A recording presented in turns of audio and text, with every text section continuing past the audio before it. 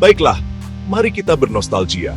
Kembali ke masa ketika ponsel seukuran batu bata dan hanya bisa untuk menelepon. Dulu, memiliki ponsel adalah sesuatu yang sangat istimewa, bahkan terkesan mewah.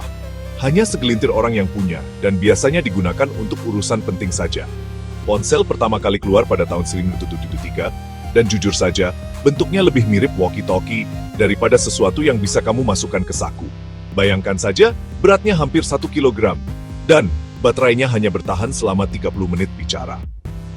Maju cepat beberapa dekade, dan sekarang, saya tidak bisa membayangkan keluar rumah tanpa ponsel saya. Kamu bisa? Ponsel telah mengubah segalanya. Dari alat komunikasi sederhana, kini ponsel menjadi bagian penting dari kehidupan sehari-hari kita. Ponsel membuat kita sangat mudah untuk tetap terhubung dengan teman dan keluarga, dimanapun kamu berada.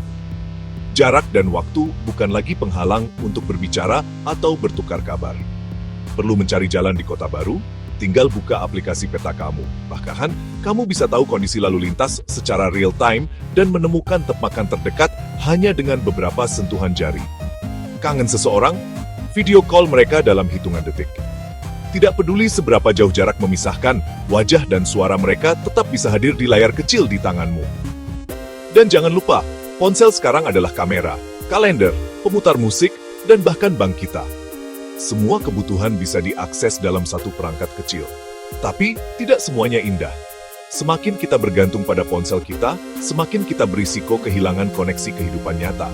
Kadang, kita duduk bersama, tapi justru sibuk dengan dunia digital masing-masing. Pernahkah kamu saat makan malam dan menyadari semua orang terpaku pada layar mereka? Saya tahu saya pernah. Momen kebersamaan jadi terasa hambar karena perhatian terpecah. Terkadang, saya mendapati diri saya menelusuri media sosial berjam-jam, melupakan dunia di sekitar saya. Waktu terasa cepat berlalu tanpa sadar, dan akhirnya kita lupa menikmati momen nyata. Dan kemudian, ada masalah privasi.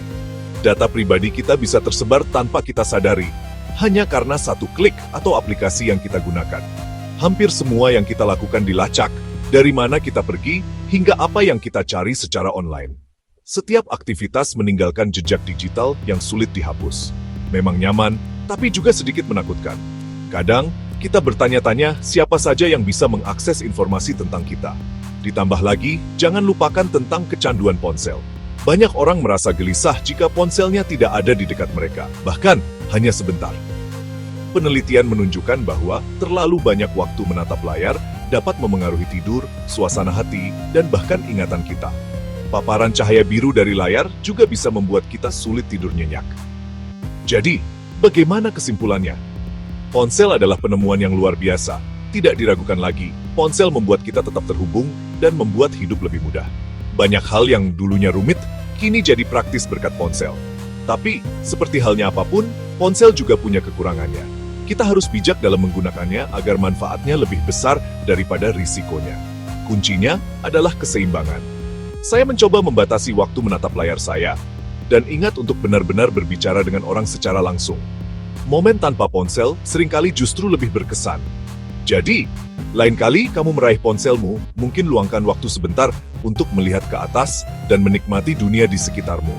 Alam, orang-orang, dan pengalaman nyata menunggu untuk kamu rasakan. Siapa tahu apa yang mungkin kamu temukan. Terima kasih sudah menonton, dan semoga kamu bisa menemukan keseimbangan antara dunia digital dan dunia nyata.